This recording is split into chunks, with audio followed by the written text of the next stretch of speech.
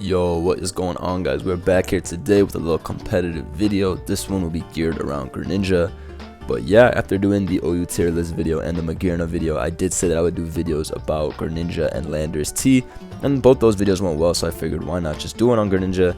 It's another hot Pokemon, one of my favorites, definitely one of the best Pokemon in the metagame right now. And I was like, you know what, let's talk about it. So getting right into it, so is Greninja broken? Let's hit that question right off the bat.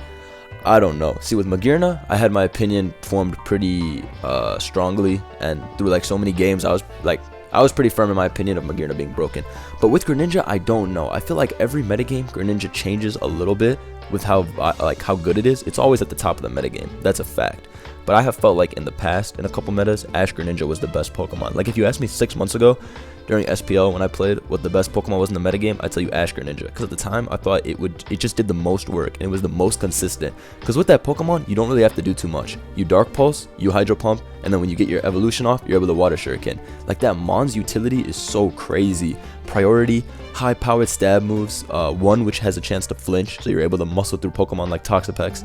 And then spikes, which is like the fact that this thing has spikes is the craziest thing. Why is this thing able to be a top tier offensive threat with just 3 moves and they're like just stab moves, and then it has like enough perfect coverage with just those 3 moves that it's able to have its 4th move be spikes. Like it's hilarious to me that Choice Specs Greninja should usually keep spikes because it's able to like put a lot of pressure on fat and stuff like that.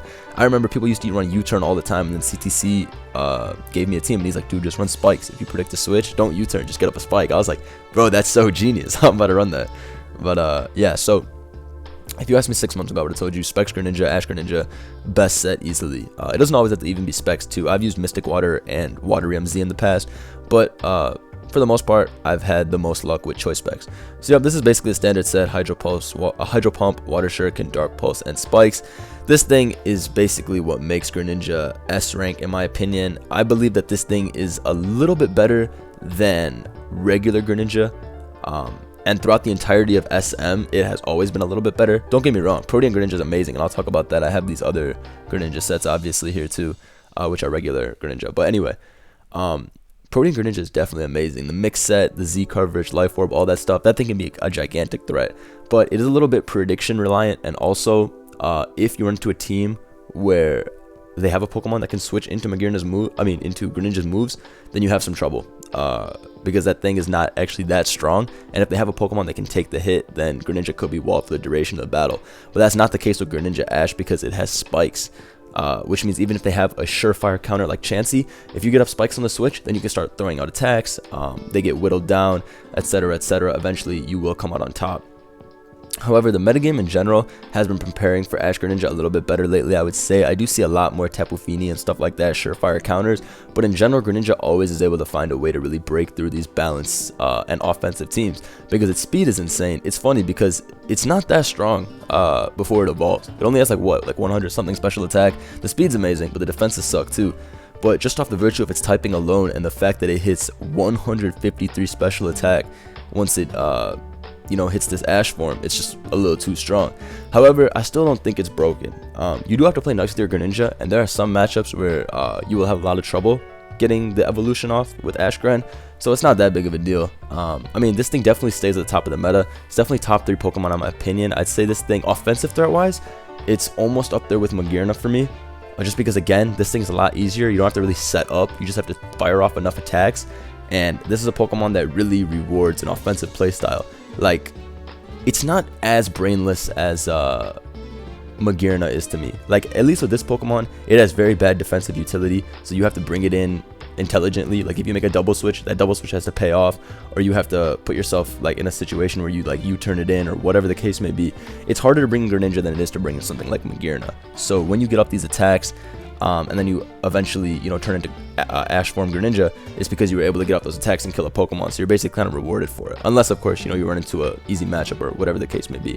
What I'm trying to say is Ash Greninja is not as foolproof and auto win as some of the other threats in the metagame.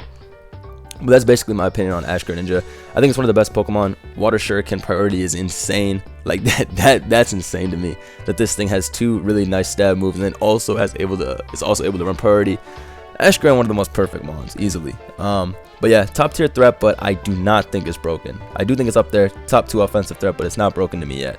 Now, Protean. Protean has steadily got better in my eyes. I think both the Z move sets and the Scarf set have all gotten better recently. I think the best Z move personally is Z Dig nowadays, because I like hitting Pex, magearna, and Mawile. All of those things are at a like all-time high. On top of that, Z Dig is also able to kill opposing Greninja, which can be really nice because Greninja resists its own stabs. So in a pinch, you can have your regular Greninja live an opposing Greninja's Hydro or Dark Pulse and go for Z Dig and hit the thing with the Oko, which is really nice. But yeah, the ability to kill Pex and Mag in one hit is just awesome. And in general, it's a pretty strong move. Greninja has decent attack as well. It hits 288, 289. So this is a set I used quite recently in a video, Dig, Gunk Shot, HP Fire, which is super anti-hazard and anti-removal. So Dig lets you get rid of Pex, Magearna, HP Fire for Scissor and Ferrothorn, and then Gunk Shot for all the Tapus, stuff like that. In SPL, I ran this set, which did really well as it was Hydro Pump, HP Fire, Gunk Shot, more specially based this time with Watery MZ. You get that nice nuke off. You're able to Oko stuff like Heatran, T-Tar after like rock, stuff like that. HP Fire is one of my favorites to run Greninja. I try to almost always run this on Protean because I really like completely destroying Ferrothorn and Scizor, and it is nice to get a consistent hit on Celesteela. And then Gunk Shot is always there just for anti-Feeny measures and you know, stuff that you wouldn't normally Oko, like Tapu Lele, Bulu, stuff like that. And then the final set on Greninja was, of course, Scarf. Now, I also believe that Scarf has been getting better as time goes on. I've always had a lot of trouble liking Scarf Greninja because I think this thing is a little too weak, but I've come around to it. It's extremely fast, faster than a lot of +2 threats, which is a big deal to me. The coverage is really good, as well as the access to U-turn, and it has all of the necessary like revenge killing moves if you think about it. Like low kick is, you need that stuff, you need that for stuff like DD Tar, as well as being able to hit bulk of your steel types like Ferrothorn and Heatran. Ice Beam, of course, for all the setup dragons and stuff like that. A Rock Slide for Volcarona, and then U-turn is just, you know, you need that on a Scarfer, of course. It makes it like 10 times better. So in general, Scarf Greninja has been pretty good. But if I were to rate all the sets, I would still have, okay, so I think Ash and Protean are very close right now in terms of like which set is the best, but Protean is still dependent on what you play against. You can say the same for Ash. Like obviously if you run into like, because there are teams that are really good versus Ash Greninja, like if they have a Mantine and like a if it's like a Mantine stall, sure, you'll have trouble beating a Greninja team unless, you know, they flinched on your Mantine, which would suck, but that is the case. Like Dark Pulse does have a good flinch chance and you can lose that way. I remember in a tournament one time I had a Gastrodon, Max Spadef, whose whole purpose was to take on Greninja because Dark Pulse was like a 4-hit KO, but he flinched me and I lost, and that was that. And like I was like, that's something that sometimes happens because you're using a defensive Pokemon that's forced to click recover. Think about how many games you've seen where Toxapex is supposed to check Greninja and you keep recovering on Dark Pulse, but then you get flinched, then you get crit, you just die. Because the odds are pretty tough when you have to keep breaking out a flinch and you have such a reactive countermeasure to Ash Greninja. That's why a lot of the time people use stuff like Tangrowth, because you can switch into Dark Pulse, heal it off with Regenerator, and switch to something like Magearna or whatever your resist is later on. But that's why when Spikes was created, it became so troubling because, yeah, you can go to Tangrowth, but now they got up a Spike the first time you went. So now next time you come in, Stealth Rock and Spikes are up, and now you can't really switch into Dark Pulse as easily as you thought. So, you know, the stuff starts weighing you down. So that's why I value Ash Greninja a little bit more. It's way more supportive, like it's way more like self-sufficient, and it basically works for itself. A lot of the time, Protean Gren, there are times where you'll run into a matchup where Protean Gren just straight up sweeps, or it'll get like 3, 4, 5 kills because the coverage is just nice for the battle, and that's awesome when that happens. But a lot of the time I find that Greninja can be a lot more like team supportive when it's running Protean, Spikes, Dig. Like if you are able to bait a Toxapex or a Magearna and kill it off and then get up a Spike as well, then it's fine.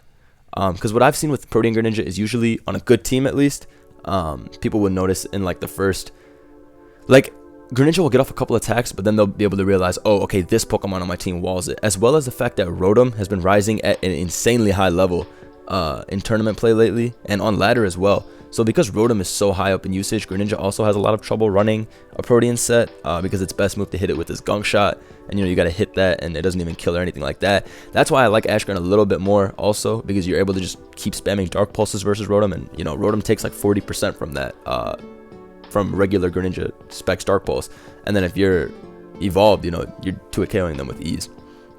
So yeah, the way I see it, Protean Greninja is better at like supporting a team. On an offense, this thing can be really good. Like I used this in SPL. I played a game and I played this guy and he had like T-Tar. Okay, hold up. I'll just find the replay actually, because you can just see the like amazing like matchup my Greninja had. Hold up, I'm about to show you guys right here. Hold up, let me just go right here. I'm posting the IDM room so I can get right to it. So you see this game right here. Oh shit, it just opened up in the battle. It just opened up right here. This is from Smog Tours, but apparently I can open up here.